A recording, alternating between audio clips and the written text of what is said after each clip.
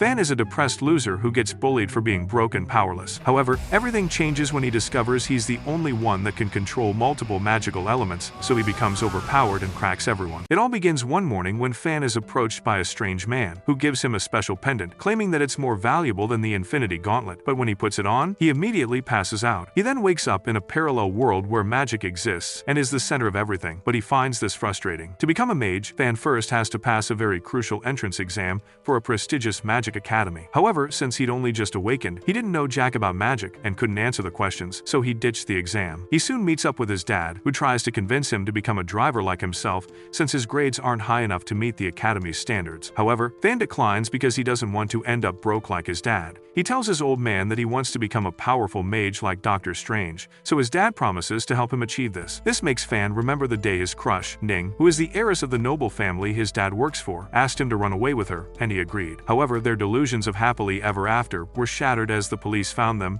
and brought them back home. Fan's dad tried desperately to beg on his behalf, but Ning's dad beat him senseless and threatened to give Fan a mortal combat fatality if he ever talked to his daughter again. Back in the present, Fan is walking by the street with his friend, talking about how terrible the final season of Stranger Things was, when he sees his father talking to Ning's uncle, who is also one of the school's rich directors. His dad begs desperately for him to help Fan get admitted, but the director refuses because Fan failed the exam, and he still has beef with the brat for trying to elope with Ning. Even though Fan's dad reminds him that Fan didn't do anything sus to Ning during the incident, the director still refuses to help him because he sees Fan as nothing more than a worthless insult. Out of desperation, Fan's dad strikes a deal to sell their house in exchange for the director's help. Seeing this, Fan gets annoyed, and he wonders why the world is a cruel place where the poor and weak always get bullied. During dinner that evening, his dad breaks the good news that he's finally been admitted into magical Harvard, but this only makes Fan sad because he knows his father had to bend over backwards to the director to get it done. On the first day of school, the students gather in a classroom for their magic awakening exam, and the teacher informs them that their badge will change to a color which represents their magic element after they awaken their magic. One of the class punks starts making fun of Fan for failing the exam, claiming he's a flop who can't compare to the class gigachad Bai. Shortly afterwards, Bai places his hand on a crystal ball, and he successfully unlocks ice magic, which makes him the new Frozone. As he walks to his seat, everyone glazes the nonchalant Ice King, and he calls Fan a worthless loser. When it's Fan's turn, he places his hand on the magic crystal, but nothing happens, and everyone starts laughing at him. As Fan prays desperately to awaken something, his consciousness drifts into an astral realm where he falls into a glowing purple galaxy. But this confuses him because he doesn't know what purple stands for among the element colors. Suddenly, all of his classmates ditch him and rush to the class next door, where a certain student has awakened lightning, the rarest and most powerful magical element of them all, which is shown by a purple light. However, in everyone's absence, Fan's crystal ball also glows purple, but then switches to red, which is the color of flame magic. When Fan regains consciousness, he's surprised to see that the entire class has ditched his presentation, and he starts to wonder if he's time traveled again. As he tries to figure out what magic he awakened, his hand starts burning up, and when he looks at the crystal ball, he sees it glowing red. This confuses him because he thought he'd already awakened a purple talent, but it somehow switched to red, and he wonders if red means fire talent. Suddenly, his mind drifts into the astral realm again, where he sees a red glowing galaxy as well as a purple one, and this makes him realize that he's awakened flame magic and thunder magic at the same time. Back in the real world, Fan is still holding the crystal ball, trying to process what he'd just learned when the rest of the students start returning, and the oversized potato from earlier starts mocking him again,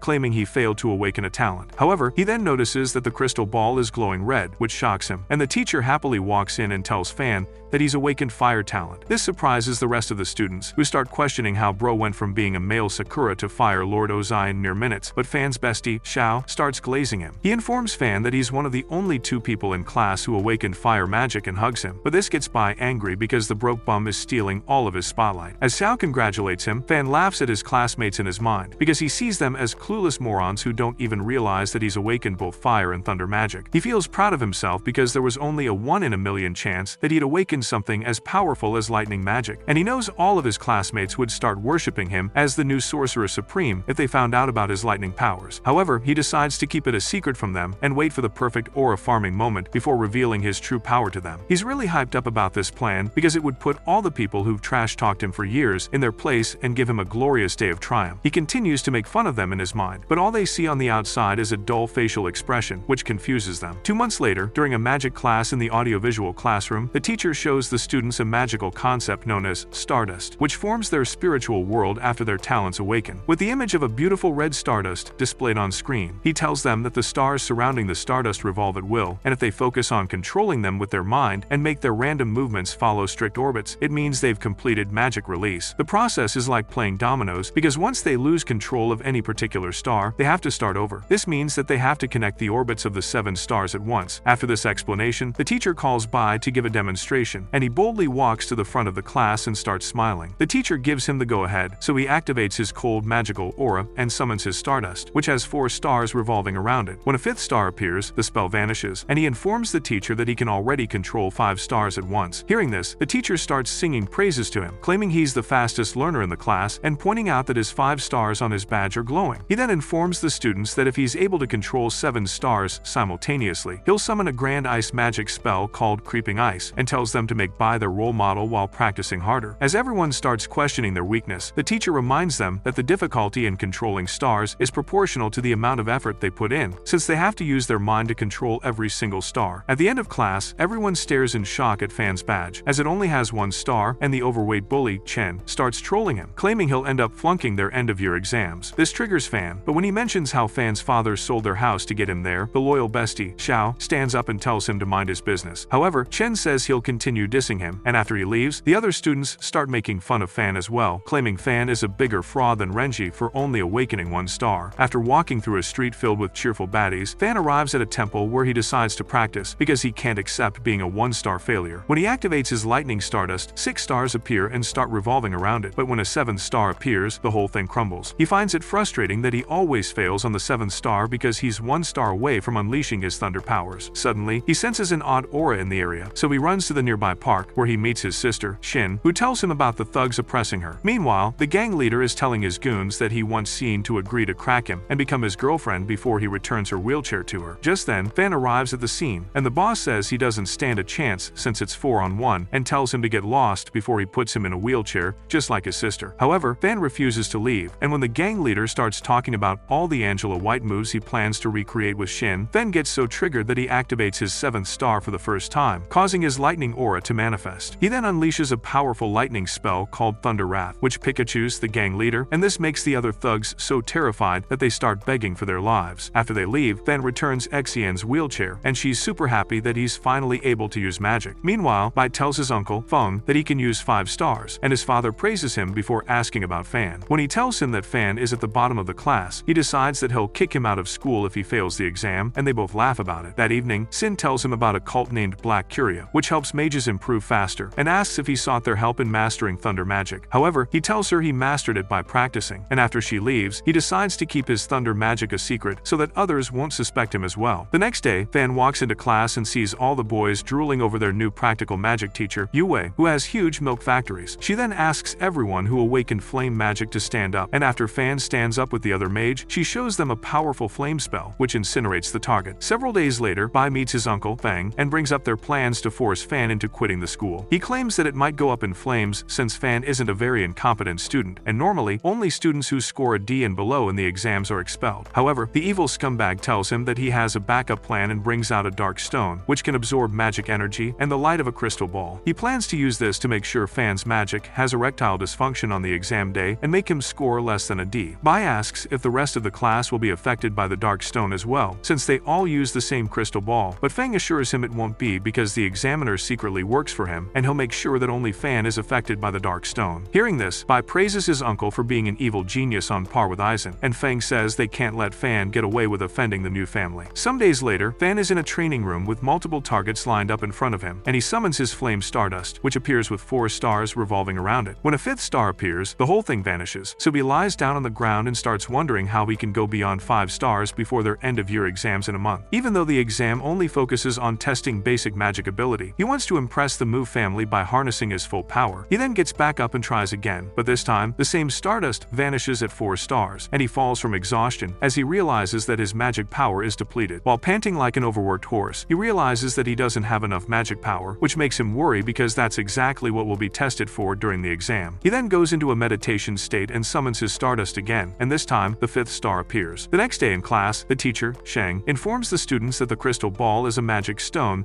that measures their magic power, and the brightness of its glow shows how much magic power each of them holds. He then reveals that they'll be judged in the exam based on this, with A being the highest mark and D being the lowest, and reminds them that any student who scores a D will be forced to leave. Bai raises his hand and asks if magic release will be tested. But Sheng tells him that it's not compulsory since it's impossible for most of the losers in class to control 7 stars within a year. However, he claims that anyone who manages to do it will be moved to the elite class and receive a star bracelet, which can help them progress faster. Hearing this, Bai smiles and says that the star bracelet is all his. On the day of the final exam, the students gather at the schoolyard, and the director announces that it's time to test their magic powers, and says it's fortunate that they have Principal Zhu with them and their outstanding former student, Ning, who got into the Imperial College. He promises that she'll show them what real power looks like later, and then gives that floor to Principal Zhu, who tells the students that he's excited to meet the next generation of outstanding mages. One of the students starts admiring Ning's beauty, claiming she looks like an Asian version of Snow White, but the girl behind him says he stands no chance with her since she's powerful enough to become a real ice mage. Meanwhile, Ning is too busy staring at her glorious king Fan in the back, and this ticks Bai off, so he swears that he'll force him to drop out in front of Ning. After the principal concludes his speech, Ning takes the stage and activates her ice powers, causing a large wave of ice, which freezes and breaks the crystal ball. The students start clapping and praising her, but Fan smiles proudly at the back, as he's proud that she's become a more broken ice user than Elsa. When the exam begins, a girl expresses her fear of getting booted from the school after failing, but he assures her that she won't fail so long as she really puts in effort. The guy in front of her tries to rizz her up by telling her that he has her back even if she fails, but she gives him the stink eye. Meanwhile, Chen notices that Xiao is worried about the exam, so he rage abates him by telling him that Fan will definitely fumble the exams, and this makes Xiao scold him once again. When the test begins, Xiao is called to the stage, and he successfully makes the crystal ball glow, so the teacher announces that he's scored an A grade. However, he tells them that he wants to try magic release as well, and after they give him permission, he summons his stardust, which creates a light wind current around him before immediately crumbling apart. His biggest op, Chen, immediately starts trolling him, and everyone laughs as he does a walk of shame. However, Yue arrives and tells him not to mind them because she knows he only got nervous and he can really do it if he focuses. Seeing that the milk mommy is very close to him, Rose starts blushing and he promises that he'll do better next time. When Bai mounts the stage, all the students watch in anticipation, and he truly gives them a show by making the ball shine brighter than Andrew Tate's head on a sunny day. The teacher gives him an S grade, and this confuses one of the students, so her friend explains that S is a rank that only the highest possible grade of mages can reach. Chen and the rest of Bai's fan club starts glazing him, but he decides to aura farm even more by asking to try out magic release. After they permit him, he unleashes a powerful ice spell that freezes the bottom half of the target, and he's awarded a B grade in magic release. When Feng asks Ning what she thinks of him, she says he's just alright. Afterwards, the teachers call up Fan for his test, and the sniveling scumbag gives the examiner the signal to place the dark stone under the crystal ball. When Fan tries to make that crystal glow, the dark stone absorbs his magic, and this makes everyone conclude that he's worthless. However, Fan's magic eventually overwhelms the dark stone, causing it to break, and he's awarded a B score. Everyone starts calling him mid, but Yue puts her career on the line by claiming that the ball was faulty and demanding a retest. Ning supports her claim, so they replace the crystal ball, and this time, Fan makes the crystal ball glow like the sun, causing everyone's jaws to drop to the floor as he's announced to be an S rank. However, Fan decides to try the magic release test as well, and he fires a flame spell so overpowered that Bai wets himself. Fan's spell successfully barbecues the target, causing everyone's jaws to drop to the floor as the teacher announces that he's scored an A in magic release. The students can't believe that the class punching bag performed better than Bai, and even managed to become the first person to score an A in the magic release test. But his hype man, Xiao, starts calling him the honored one. When Principal Zhu brings up the fact that Fan used to be part of the Mu family, the spiteful loser, Feng, says he was only the son of their chauffeur. However, the principal is impressed that Fan managed to pull off such a crazy feat without family backing, and he acknowledges that he has spared no effort to nurture his talent. One of the Mu elites, named Yun, agrees with him and calls Fan to meet them. When Fan arrives, Yun praises his performance and decides to forget about the troubles he had with the Mu family. He then informs Fan that their family has a fire magic gear and gives it to him while explaining that it'll help him harness his powers better, and officially invites him to rejoin the family. However, Feng interrupts by bringing up the fact that Bai is talented as well, but Yun says he still has to work harder, and this makes the ice boy bow his head in shame. Shang, who is standing proudly beside Fan, tells him that he has a very promising future and urges him to accept the noble's proposal. However, Fan calls him a dumb old weirdo and claims that he's not a lapdog that they can order around. Bro then tells him that he's not a spineless twerp like Bai, and says that he'll never forget how badly he treated him and his dad before claiming that he'll never join their family even if they pay him to do so. This triggers Yun to the point where his mana starts spilling out, and the principal tells Fan to apologize immediately since he's just insulted an elder. However, our petty hero says he'll never do that and brings up how Yun broke into his house 3 years ago and gave his dad an injury which still hurts him to this day. When he asks why Yun won't apologize, Yun says he and his dad don't deserve his apology because they're both scum, but Fan says he deserves even less of an apology because he seniors him only in age and social status. Fan then claims that he'd have brutally clapped him if they were the same age, and Yun tells him that he'll never become a mage with his current attitude, even though he's at the top of the school. Seeing this, Feng tells Yun that Fan is only rage-baiting him because he knows he won't retaliate with the other school authorities present, and claims that he should be expelled for insulting an important guest. However, the principal rejects the idea and reminds them that no student can be expelled from his school without his permission. Hearing this, Yun's adoptive son, Bai, offers to fight him as a way of making him pay for his crimes and forcing him to apologize, and Yun presents the idea to the principal. The principal reminds Fan that he still has time to apologize before things get chaotic, but Fan insists that they must apologize to his dad first and reveals that the plan was always for him to have a duel with them where the loser has to apologize. Yue informs them that the Mage Association regulations forbid duels between mages that are below the required age, and if they must duel, it has to be 2 years from now. Hearing this, Yun declares that in 2 years' time, they'll show Fan just how stupid his actions were, and then he walks away with Ning. After he leaves, Xiao warns Fan that Aang is much more powerful than Bai, but Fan assures him that he'll beat him. Knowing that Yun will give his all into preparing for their WrestleMania match, he decides to work much harder on his training so that he can win back his father's dignity. Sometime later, the students gather in the elite class, and Sheng informs them that their student numbers represent their grades. Fan is currently the first rank, and Bai is number 2. He then gives the floor to Yue, whose milkshake brings all the boys to their knees, as she officially announces that she'll be training them on practical magic, and all the male simps applaud her after that brief speech as she just won the World Cup. Afterwards, Sheng tells them that they'll be using the magic bracelet in turns, and the top 3 students will use it for 1 month each. However, he decides to punish the number 1 student, Fan, for insulting an elder by making him use the bracelet for only 10 days, after which it will be passed on to the number 4 student, since there are only 3 bracelets for the entire class. When one of the students asks why the students with poor grades won't get to use the bracelets, Sheng explains that there's no other way because bracelets are precious items that can be damaged, and if that happens, the student responsible will not only be expelled, but also banned from being a mage. Soon after, he successfully roasts a target during training, and as Xiao hypes him up, Bai also nails a target using his ice powers. As Chen glazes him, he complains that he doesn't know how Fan rose to the top of the class, but claims that he'll steal the top spot in 20 days since he'll get much more time with the bracelet than him. When Fan asks if Aang uses the bracelet every day, Bai says he was initially only privy to it for 4 months, but because of the upcoming duel, he now has it for 6 months. He then informs Fan that Ning uses something called the Spirit Star Bracelet, which is twice as powerful as the bracelets they use at school, and Aang can use it to release next-level ice magic. Hearing this, Fan tries to use a next-level fire magic spell he once saw Yue use, but only manages to pull off the basic one. That evening, Fan puts on the magic bracelet, and it suddenly gets swallowed by his pendant. He starts panicking, but Yue arrives and tells him that the pendant can absorb energy and upgrade itself to spirit level. She then agrees to settle the matter of the school bracelet before leaving. The next morning, the students begin their field trip to a place called Snowy Peak Outpost, and Yue tells them on the bus that they shouldn't leave the safe zone since monsters are around. Hearing this, the students start panicking, but Yue assures them that the teachers will protect them, and this makes all of them cheer. When they arrive at the facility, the chief instructor, Zhao, tells them about a bounty hunt he started which offers an A grade to anyone who completes the mission, but all of them fail if no one can complete it. Fan asks what the prize for the bounty hunt is, so he tells them that he'd personally grant the winner an expensive magic armor. During the training exercise, the students climb to the top of a high cliff, where they decide to use Xiao as their frontman to progress in the assignment. After tying himself up with a rope, Xiao jumps and uses his wind powers to land on the opposite cliff, where he ties the other end of the rope. As Chen moves into the jungle, a plant monster suddenly wraps its tentacles around him, so Bai activates a powerful ice spell, which turns the monster to ice cubes, thereby freeing his friend. The oversized moron tries to continue his journey, but his aura points go negative when his trousers slip from his waist, causing him to trip on ice and fall like a bag of potatoes. Soon, the other group of students arrive at a point in the mountains where plant thorns block the road ahead, so the second flame user in the class steps forward and roasts them, allowing them to progress. After climbing through several more hills, the students arrive at a cliff where they have a clear view of the cave that Zhao sent them to, which is the den of one-eyed wolf demons. Although the den was cleared out a month ago, they sent the students there to go scan the area to see if there were any surviving wolf demons left and find Instructor Yong's lost bracelet. However, many students, including Chen, don't understand why they sent them on that mission, and a girl named Mei starts whining about how scared she is of the demons that could still be in the cave, so Chen reminds her that they have the numbers advantage and they're all very capable mages. The female firebender of the class, Min, agrees, saying that they can slay the one-eyed wolf demons with the power of friendship, and reminds them that retreating now will only make all of them fail. Meanwhile, an official informs Zhao that 2 teams have already entered the valley, and narrates how well Bai and Zhao performed using their magic gifts, so Zhao decides that they'll get high scores. When Sheng asks if there are really one-eyed wolf demons in the cave, Zhao says no, but claims that there's something more interesting in there. Yue brings up the fact that the students have never experienced something so real and and admits that this mission is a good chance for them, but she starts worrying that the creature in the cave is too much for them. However, Zhao says they need to understand what it means to be a mage and assures her that he knows what he's doing. Even though she knows that Fan is the most overpowered student in the pack since he's been training with the pendant for a year, she's worried that he won't be able to release magic if a monster appears while they're in the cave. Some hours later, the students start climbing down the cave, and Fasto once again embarrasses himself by falling from the rope. Xiao tells the students above not to let the rope break because it would take out their only way to get back and force them to sleep in the cave, but Chen says the rope is strong enough. As they move ahead, Mei asks Mun if she's scared that they'll see a nine-tailed beast inside the cave, but Min reminds her that they'll fail if they don't complete the mission, and if that happens, they won't get into a good magic college. In the other group, Chen claims that even if they run into one of Muzan's upper moon demons, Bai will freeze it with his creeping ice ability and tells them to follow in Bai's footsteps, and this gives them the courage to move ahead. As the other students enter the cave, Fan stares at the pond nearby, and when Xiao notices this, he rushes to him to find out if he's found SpongeBob. Fan reminds him that it rained not long ago, and claims that the pond should be filled with rainwater, but is somehow only half full. Xiao guesses that the water evaporated, but after studying the physics of the water like Dr. Stone, Fan concludes that a really big creature drank half of the water from the pond. Hearing this, Xiao starts shivering, and he immediately rushes into the cave to tell the others. When he tells the group, Chen claims that they're just saying garbage to hide the fact that they're scared of entering the cave, and Bai tells him to stay outside the cave while he and the others help them pass. Afterwards, the students move deeper into the cave with a light magic user acting as a human flashlight for them, but they have no idea that a deadly monster is secretly watching them. When the guy's light magic turns off, another student activates a more powerful light spell, and that's when they see the wolf monster. They immediately freak out and start running away, but Bai stays back to fight it. However, when he activates his Stardust, it suddenly falls apart, so he runs faster than Sonic the Hedgehog to meet the other students. As Min tries to fight it, Fan suddenly picks her up and runs away with her. While on top of him, she asks him to put her down, but he tells her that she'd die because she can't cast magic in a short time, and even if she could, the beast would still eat her alive. As the teachers watch them, Zhao calls them pathetic and says they'd have died if they faced the real one-eyed wolf demon, since the one that's there is only his partner's pet archwolf. He didn't expect them to beat the archwolf, but he hoped that they would at least release some magic. Yu Wei says testing the students by disguising a pet as a monster is a good idea because it offers them real experience without putting them in actual danger. However, the other instructor, Yang, says that Zhao will have to keep his magic armor since none of the students is up to the task. Just then, they see Bai using ice magic, and Zhao admits that he's gifted. Inside the cave, Bai transforms into his full mage form and launches an ice spell, which freezes the beast's leg, allowing the students to make it outside. As everyone starts panicking, Min runs back inside and transforms into her own mage battle outfit before throwing a flame spell at the beast. However, the archwolf tanks the attack and charges right towards her, but Fan arrives just in time to stop it with a lightning blast. As the wolf regroups, Bai tries to unleash another spell, but it dashes ahead with so much force that he falls. After Min fails at creating a second fire attack, Fan transforms into his bottle gear and blasts the wolf with a flurry of flame spells, forcing it to dive into the pond. Zhao is pleased to see that he's mastered a level 2 flame spell, but when he tells Yang to call off his pet, Yang says he can no longer control him for some reason. Realizing that the students are in danger, Zhao activates his armor and prepares to stop this vengeful wolf. Outside the cave, the archwolf comes out of the water and approaches Mei with vengeful eyes. Seeing this, Xiao transforms into his battle gear. As the beast tries to feast on her, Xiao pulls her out of the way with a swift tornado spell and tells her to find a place to hide. When he sees the other students hiding nearby, he leads the monster away from them, back into the cave, where it fires a breath attack at Fan, which the hero dodges. While hiding behind a rock, Fan realizes that the wolf will unalive the entire class if the battle keeps up, so he starts cooking up a plot to take it down, which involves the strongest students in class, Bai, Mei and Min. He starts replaying the previous moments of the battle in his head, hoping to find a weakness that the monster displayed, but suddenly, the wolf appears above him. Seeing that his gooning buddy is in trouble, Xiao uses his tornado motion to zoom in and save him from the archwolf's claw attack. As they go deeper into the cave, the wolf runs right after them, and when Mei sees this, she gets so scared that she starts crying. When Chen invites them to escape with him, Min asks how he could say that when his friends are in danger, and asks him to join her in going to save them. However, the oversized moron refuses and starts whining about how scary the monster is, so Mei tells him that if they don't do something, Xiao and Fan are going to die. Chen still refuses to help them, but he gets stunned when he sees Zhao flying above him like Hawkman, asking where the monster went. Min tells him that Fan and Xiao baited the monster into following them inside the cave, and this surprises him, so Yu Wei explains that they did it to prevent others from getting hurt. Meanwhile, the two heroes fly deeper into the cave until they reach a spot that has a pond nearby. Just then, the monster jumps in for an attack, and Xiao saves his bestie by pushing him out of the way. As the attack sends Xiao flying to the ground, Fan gets enraged and activates his lightning mode while swearing that he'll destroy the wolf. He then fires a powerful Chidori blast, which causes intense pain to the beast, but the wolf endures while marching towards him. In that moment, he realizes that the wolf won't give up up until it dies, and he notices a sharp rock ledge sticking right above the beast, so he fires a blast directly at the rock. The sharp rock breaks and pierces the wolf demons in the stomach, but even as it bleeds out, it still charges towards him. However, before the wolf can get to him, its consciousness fades, and it finally falls to its death. Just then, a glowing ball of light leaves the wolf's body and flies into Fan's pendant, leaving him shocked. When he notices that Zhao is still fighting for his life in the corner, he rushes to check up on him, and suddenly, Zhao flies into the room. Seeing this, Fan is amazed that the instructor is capable of using an advanced wind magic spell called Wings of the Wind. Zhao creates a fireball to fight the wolf, but he's surprised to see that it's already been slain. When he asks Fan if he's the one who bodied it, Fan admits that he's the wolf slayer, but Zhao says it's impossible that his fire magic ended it, so he explains that he unalived it by breaking the stalactite in the room. Zhao is relieved that they're both alive, but he never thought a high school student would be able to destroy a beast as strong as a one-eyed wolf demon. Fan ignores his praises and tells him that they need to get Zhao some help immediately since he's badly injured. However, Zhao ignores his request and continues asking him questions about how he managed to defeat this beast, so he begs the flying egghead to prioritize saving his friend. As they walk out of the cave, Zhao carries Xiao, and they soon reunite with the others. Xing is relieved that Zhao came on time to save his students, but when he asks where the archwolf is, Zhao says he's already dead. This shocks Yang so much that he rushes to see the dead body for himself, and when he sees that his beloved mutt has truly been turned into a donut, he asks Zhao why he'd do something so cruel when he knows it wasn't a threat to him. That's when Zhao drops the big bombshell by informing him that the beast was slain before he even got there. When the students ask what happened, Zhao tells them that Fan unalived the beast himself, and this makes everyone lose their minds. Yang, in particular, can't believe that a high school student managed to destroy his pet, because he knows it's even more powerful than ordinary monsters and could easily cook experienced mages, so he claims that it's Zhao that did it, and Sheng agrees. When Yue asks Fan if he slayed it, he admits that he was the one and narrates how he broke the stalactite with fire, which stabbed the wolf through its body. He also tells them that he had no clue that it was Instructor Yang's pet, and that he's finally realized that it was a test all along. Yue explains that it was meant to be a pet, but the archwolf suddenly got out of control and tried to find him. She then compliments him for leading the monster away from the other students by leading it into the cave. Zhao admits that Fan did the right thing by defeating the demon to save himself and his classmates, but when he sees Yang crying over his deceased pet, he says that things didn't go as planned and tells everyone to leave him alone for a while. Everyone sends glazing Fan for being able to slay such a powerful beast, claiming he's stronger than Ultra Instinct Goku, and Yue says they need to thank him for preventing more bloodshed. However, she mentions that if the archwolf wanted to slay them from the beginning, then all of them who couldn't release magic would have been destroyed, since they're bloodthirsty murderers that show no mercy. Zhao says he's not happy with their overall performance because only a few of them put up a fight against the wolf, and he praises Bai, Mei, Min and Xiao for putting up a good fight against the wolf, but says they all only get an A while Fan gets an S. However, another instructor reminds him that releasing level 2 magic alone is worthy of an S, and Fan deserves his grand prize for being able to slay the monster. Some hours later, Fan is given a special badge in front of the whole class, and Zhao offers him a chance to work for him, but Fan says he'll think about it after he graduates. As they award the other students, Zhao remembers the investigation he did earlier in the cave, where he saw signs of Fan's lightning magic. Suddenly, one of the instructors tells him about some wolves attacking their region, so he orders his soldiers to slay the wolves. 2 months later, Fan is sitting on the roof, practicing magic by syncing his necklace with his lighting stardust, which has all 7 stars spinning around it. He realizes that he can progress 20% faster now, and accepts that it's the necklace that helped him upgrade his level 1 fire burst quickly to level 2 during the cave incident. He remembers how he spammed the archwolf with powerful flame spells until it jumped in the water to cool off, and concludes that his fire burst cremation spell is more powerful than Min's normal fire bursts, since her attacks barely scratch the monster. Now that he knows that level 2 spells can do much more damage than regular ones, he wonders if the level 2 thunder will allow him to pull off one of Thor's hammer moves, since it's the strongest element. He now decides to practice both his fire and thunder very hard in a bid to improve his thunder, because before now, he'd only been focused on practicing fire, hoping to become Natsu Dragnel 2.0. Fan realizes that he can't practice all 24 hours of the day because he needs to spend time eating, sleeping and gooning sometimes, so he wonders how he can truly improve his powers. After remembering how the archwolf's attacks brutalized his best friend, Xiao, during their fight, he accepts that he'd have never been able to defeat the beast alone without the help of the stalactite. According to Yue, his Loge pendant can grow stronger by absorbing large amounts of mana from spirits and monsters, and once it gets more powerful, he'll be able to progress even faster. He keeps this in mind, and also realizes that if he reaches spirit level, the Loge pendant can speed up his progress by 40%, which would be great. After standing up, he contemplates taking Zhao's offer to become a bounty hunter, since they're paid as much as Donald Trump's security guards, and the money is exactly what he needs to feed his Loge pendant. The next morning, he arrives at the bounty hunter's hall wearing a hooded disguise, and as he patrols the area, he sees some random bounty hunters talking about how high it costs to hire experienced mages to pick some herbs outside the safety zone. One of them decides to take the job, claiming it's as easy as winning an argument against a Boruto fan, but his partner objects and reminds him that the destination is the North Valley, which is swarming with deadly wolves. He claims that even a whole army of mages wouldn't stand a chance since they're one-eyed wolf demons, so his partner suggests taking another job, which is a recruitment by the military for mages to help comb through mountain regions after a bone demon wolf escaped. However, his partner reminds him that he's just a junior mage who would definitely be torn to pieces if he attempted to face the monsters in that area. Hearing this, he starts considering joining the monster hunters instead because their pay is very high, and unlike bounty hunters, they actually have a roof over their heads. However, his partner crushes his solo leveling dreams once again by informing him that the monster hunters only hire the best, meaning an airhead like him stands no chance of being chosen. This makes Bro finally give up and walk away, but when his partner tries to walk after him, Fan stops him and asks for specifics about the monster hunters. The man directs him to a queue longer than the one at Domino's, but advises him not to waste his time since a young mage like him wouldn't stand a chance against the deadly monsters they face. Fan is surprised that monster hunters are based in that city, and since he can't leave the city thanks to his classes, he decides that it would be perfect to go after them. However, the man interrupts his brainstorming to inform him that he'd have an easy time if he were a fire user, and when he asks what that means, the man explains that the monster hunters usually go after firebenders since they're the most popular in town. When he asks about the chances for a thunder mage, the hunter laughs in disbelief, but tells him that if he's truly a thunder mage, then every team would want him, even if he's completely inexperienced. However, he also points out that thunder mages wouldn't need to come to that hall, since they're usually snapped up by the rich and powerful hunters. When Fan asks if it's the same as monster hunters, he admits that it is and asks if he's a thunder mage, but Fan ignores him and moves ahead to join the line. At the monster hunters interview, the man in charge crashes out about how it's mostly weaklings that are applying to join his cause, but then he picks up the application form of a man who states that he's not only slayed a one-eyed wolf demon, but can also use level 2 fire magic. However, this doesn't impress him, as he calls the person a weakling and claims that he only needs elite mages to join his team, and even when his companion tries to explain that his standards are too high, he angrily tells him to go find someone worthy. In the queue, the hunter from earlier is telling his fellow hopeless applicant that he's only applying despite all the rejections to try his luck, but he then notices Fan standing at the front of the line. He feels Fan is arrogant for trying to join the monster hunters despite being a newbie, and the recruiters start worrying that their monster will fire them for failing his task. When Fan tells them that he's a newly graduated student, they say that he doesn't stand a chance since only mid-level hunters are allowed to enroll, but he drops the bombshell, telling them that he's a fire mage. They say he's capping, so he proves them wrong by summoning his lightning stardust, which makes everyone's jaws drop to the ground, and the dude he talked to earlier feels stupid for not taking his autograph. Just then, the leader of the Monster Hunter Guild pops out of the hall with a huge smile on his face and welcomes him to the team immediately. He reminds the man that he's only a level 1 newbie, but he says it doesn't matter and tells the other interviewers to get lost since he's found his guy. Afterwards, he introduces him to his deputy captain, Tai, who is an ice mage, and Fan recognizes her as one of Ning's cousins in the Mu family. He then introduces Fan to their water mage, Sai, but their cheerful meeting is interrupted when a report comes in about a demon attack where several girls have gone missing. On the way, Fan realizes that it's his sister's school, so he calls her repeatedly but gets no response. When they arrive at the scene, the leader orders the vice captain, Lai, to find the monster and tells Fan to investigate the canteen. As Fan patrols the canteen, he gets a call from Jin, who tells him about a girl who awkwardly ran away from her dorm. Suddenly, he hears a scary sound and turns to see what has appeared in the room. He stares in shock at a one-eyed monster, but it starts blasting him with laser beams, forcing him to run and hide behind the counter. As the room bursts into flames, the sprinklers activate and quench the fire, but Fan still fears that he's cooked. When the other monster hunters get wind of this, they start rushing to the canteen to help him. However, back in the canteen, that one-eyed demon jumps in to make Fan his dinner, but Fan leapfrogs backwards to evade its attacks. As the beast prepares to launch another attack, Fan starts brainstorming about a way to counter the beast's plasma beam, but he finally decides not to fight the monster. Just then, the one-eyed demon blasts him with another laser beam, but fortunately, the water wizard, Xia, arrives just in time to protect him with a water wall. When the whole party arrives at the scene, they tell Fan to get out of the way so they can handle it and swiftly surround the beast. It charges at Lee, but Lee avoids it by jumping to the ceiling, and this annoys it so much that it switches to powerful laser beams. However, the Temu Flash dodges and starts rage-baiting the beast, causing it to fire a barrage of laser blasts, which he swiftly evades once again. Seeing that it can't catch the speedster on the ground, the beast starts climbing the wall to face him, and Fan realizes that Lee is using a level 2 wind spell called Split, which is more powerful than Xiao's speed technique. As the one-eyed demon blasts them from above, Fan runs away like a cowardly idiot, and Tai provides an assist by creating an ice wall to block an attack which was aimed at him. The leader, Choi, then decides to join in by unleashing his masterful flame magic skills on the monster. He first scares it off using a regular flame burst, but as it runs to hide, he activates an overpowered flame attack called Firestorm, which incinerates awaits the beast. Fan is stunned that the musclehead just pulled off a level 3 spell, but even more stunned when the monster falls from the roof and he sees that it's been destroyed. This makes him realize that this Cyclops monster isn't as strong as the archwolf he fought in the cave, but the fact that it was axed by the leader still surprises him because of how powerful it was. As they stare at the monster's body, the ice-cold Queen Tai says she thought it was something more powerful and it should have run away while it had the chance. When she tries to freeze the Cyclops body with her creeping ice spell, the beast suddenly reawakens and jumps in for an attack. Seeing this, the captain immediately tells Shia to protect Tai using a water spell, so she activates her water shield, but unfortunately, the monster has already gone out of range and is now closing in on Tai. It slashes Tai in the gut with its claws, causing her clothes to rip apart, but before it can do more damage, Fan goes into thunder mode and fires a lightning Rasengan, which stops the monster in its tracks. The beast falls to the ground and finally loses consciousness, and the leader, Choi, compliments Fan's skills. The other member of the guild, Fang, assumes that the beast mutated during their fight, but he wonders how it was able to move so fast while it was at death's door. He also asks why it didn't try to escape once it was hurt, but Sai interrupts by apologizing for fumbling her water spell due to carelessness. Choi yells at her, telling her that she needs to be ready at all times since she's the group's water mage, and she can't lower her guard even if everyone else does. He then reminds her that she's the one responsible for protecting them and says he doesn't want apologies because they won't stop one of the group's members from dying. As she bows in sadness, the leader tells her that she should be grateful that Fan caught her mistake and saved Tai's life, and when Fang notices that part of Tai's body is exposed, he gives her his jacket, which she then puts on. Choi then praises Fan for reacting fast during the fight and promotes him to being a full-time member of the team because he's 100% certain that Fan will become an excellent hunter. Hearing this, Fan is extremely happy because he'll get the enormous salary that full-time members get as well as bonuses. As everyone starts leaving the canteen, the spirit of the dead Cyclops monster slaves its body and floats into Fan's loach pendant. However, Fan feels that the Cyclops rat's spirit isn't very useful because his pendant only grows stronger by consuming concentrated spirits, and he wonders which monsters leave spirits of that nature. Fang then informs their captain that they didn't find the missing girl, but reveals that they found a deep tunnel in the kitchen, covered in footprints of the Cyclops. This makes him conclude that other Cyclops have dragged the girl into the tunnel, and Tai says she's probably dead. When Lee asks if they should raid the tunnel, the leader decides to leave it to the Association of Magical Societies since it isn't something their team can handle. However, Sia says it's strange that there are so many Cyclops monsters appearing at once. As they drive away in their van, Tai informs Choi that the association has taken over the matter and is sending someone in to investigate. Choi tells Fan that he's impressed with his performance because he initially thought he was just some scaredy cat who'd run at the sight of monsters, and Lee adds that the young virgin was far more powerful than he expected. When Fang asks Tai how she intends to repay Fan for saving her, she starts blushing like a Disney fangirl, and when Lee informs them that Fan's phone has been receiving hundreds of calls from a girl, they tell her that she stands no chance at tasting his sausage. Hours later, Fan is walking by the street when he spots Shin at a payphone, and she immediately hugs him while telling him about how worried she was for him during the fight, so he cheers her up by narrating action scenes from Victoria Cake's films. The next day, the squad gathers at their headquarters, and Choi informs Fan that he'll get paid as much as the others in the team because he fought well against the monsters, which makes him happy. Elsewhere, Fang walks into a pool facility where Aang is swimming and informs him that the master wants to see him. Aang does a cool ice spell while leaving the pool and makes Fang glaze him for his improved ice skills. When he asks Yun why he fixed a boring duel for him, Yun explains that he wants to make his coming-of-age ceremony more interesting. He asks for a more worthy opponent, but reminds him that he had to arrange for it because it's what Principal Zhu wanted. He then informs him that it's their first step in taking over the city and tells him to showcase the full extent of his powers so that he'd be chosen for a grand event called the Sacred Spring. Somewhere in a desert land, a bright light shines from a valley, and deep inside it, a terrifying one-eyed demon mutates into a more powerful form. The next morning, Fan and Xiao are seated in class, and Xiao asks his bro where he's been since he hasn't seen him for so long, and Fan replies that he's been keeping the city safe. Xiao then tells Fan that Min wants to do Netflix and chill with him, and since she's currently approaching them, he guesses that she probably wants to ask him out. When Min arrives, Xiao leaves to give them some alone time like a real bro, and when she asks if he's free that night, Fan starts wondering if she's fallen in love with him because he saved her during the cave incident. The idiot starts thinking of rejection strategies because he feels that they should spend their time studying and revisit this romance topic when they're older, but like all of you, he can't resist a chance to crack a baddie, so he tells her he's free. This makes her smile, and she asks him to meet her at the back gate of the school. That evening, Fan arrives at the back gate of the school, and when he sees how messy the place is, he's surprised that Min would want to meet him in a place like that for a first date instead of a love hotel. She then points to a spot in the area where tremors occurred and reveals that the building stopped not long ago due to a lack of funding. When he asks why she's interested in it, she says her grandmother lives close by, and she feels tremors coming from that area every night, which the people of the area believe is caused by a ghost. At some point, she asked her granny to move, but the old hag refused, and the reason she invited Fan there is that she wants to find out the secret secret behind the tremors so that it won't harm her granny. Hearing this, the dumb hero is still confused as to why she picked him, so she reminds him that he's the strongest mage in their school. After several minutes of scanning through the area, they try to enter the building, but see that it's locked from the outside, so Fan taps into his inner spider monkey as he jumps in through the window. As he patrols the building, he feels confident that he can take on whatever monster appears, even if it's the armored titan, because he's already taken care of 8 monsters on his own at school. However, when Min breaks through the door, he jumps in fear like a moron and tries to regain some aura points by nonchalantly asking her when tremors usually occur. He then starts spraying a special substance around the room, which Min recognizes as revealing powder, and this surprises her because it's a rare item which only monster hunters know how to use. As the magical powder flies ahead, she realizes that monsters are in their city, which shocks her, but Fan explains that it's the reason monster hunters exist in their city. When she suggests calling some monster hunters to handle it, Fan smiles because he knows he can handle it himself. While investigating some footprints he found on the ground, he realizes that they don't belong to the Cyclops, but also notices that the monster is nearby. Just then, a terrifying monster appears, which looks like a werewolf on steroids, and Min gets so scared that she begs Fan to run away with her. After taking a closer look at it, she realizes that it's a one-eyed wolf demon, but she's confused as to what it's doing, so Fan tells her it's having a snack. As she shivers in shock, Fan explains that the wolf is smart because it chose to live in that abandoned area and hunt the orphans living around there, because no one would come looking for them. He then points out that this one-eyed wolf demon is twice as big as the ones their teachers show them in the photos, and Min starts begging him to run away with her again. With tears in her eyes, she reminds him that they have to be cautious since the creature in front of them is an actual wolf demon, but he tells her to relax because it hasn't noticed them yet. He then instructs her to evacuate the city block and call the police when she's out of the area, but the airhead decides not to wait and dials 911 immediately. The ringing noise of the phone draws the beast's attention to them, and when it charges in, Fan picks her up and runs as fast as he can while explaining to her that monsters are sensitive to signals. They soon make it outside the building, where Fan fires his fire burst cremation spell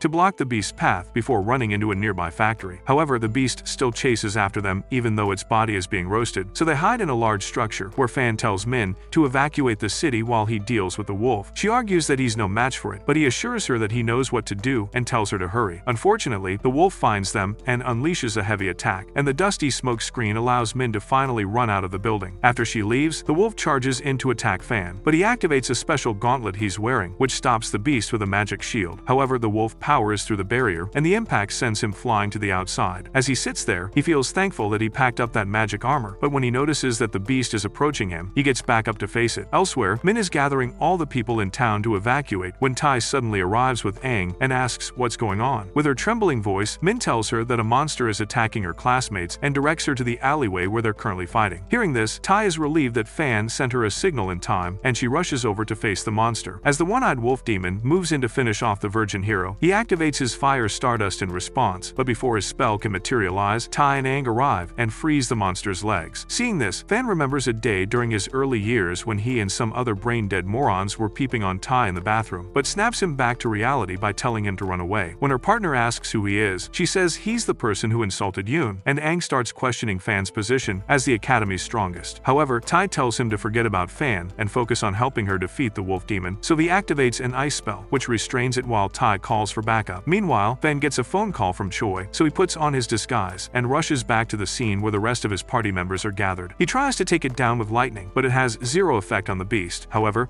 the wolf suddenly breaks free and starts to go berserk, leaving the monster hunters frozen in fear. As the beast roars, Tai tells Aang that they need more ice, but he says it's no use because the monster is too strong. Fang then raises an alarm that the monster is evolving to warrior level, and this makes Aang realize that they're no match for it. Lai tells the captain that the monster would destroy them if they don't leave, but Choi refuses to retreat because right behind them is a city filled with people, which they have to protect. As sharp thorns appear on the one-eyed wolf's back, Tia informs everyone that it's transforming into a thorn-faced wolf, and Fang says they stand no chance against it since they're level 1 mages. However, Choi says they can destroy it now because it hasn't fully evolved yet, and reminds them that a lot of people will die if they allow it to evolve and grow spikes. He then tells Fang to prepare an earth magic spell that would prevent the monster from escaping if the ice breaks, so he sends his mana into the earth, causing a tremor, which makes the wolf scream. Choi then tells Zaya to prepare her water spell, but since the wolf is extremely fast, he tells her to be much faster than it. Following his instructions, she activates a water wave around herself, but Tia announces that her ice restraints won't hold for long since the beast's blood is boiling. As Aang struggles to hold the wolf down, Choi blasts it with Endeavor's Prominence Burn attack, and the overwhelming wave of fire sends the beast flying to the ground. Lai starts glazing his boss, but suddenly, the one-eyed wolf demon returns to its feet and charges in to annihilate him. Fortunately, Sia activates her water shield field just in time to stop it, and the others jump out of the way. As the demon powers through the barrier, Saya struggles to hold it back, but Fan grabs her and runs away. After they leave the area, Choi goes nuclear again and fires a point-blank flame blast so powerful that it creates a mushroom cloud, but somehow it does 0 damage to the beast. Seeing this, Fang uses his earthbending magic to create stone pillars in front of the captain, but the wolf powers through them easily, so he tells Sia to protect their captain. She creates an even bigger version of the water barrier, but the one-eyed wolf demon shatters it with 0 difficulty, creating a water wave which drives Choi to the ground. Seeing that the captain is in even deeper trouble, Fang asks Tai to protect him, so she blasts the demons with icicles, only for it to pull an Uno reverse on her.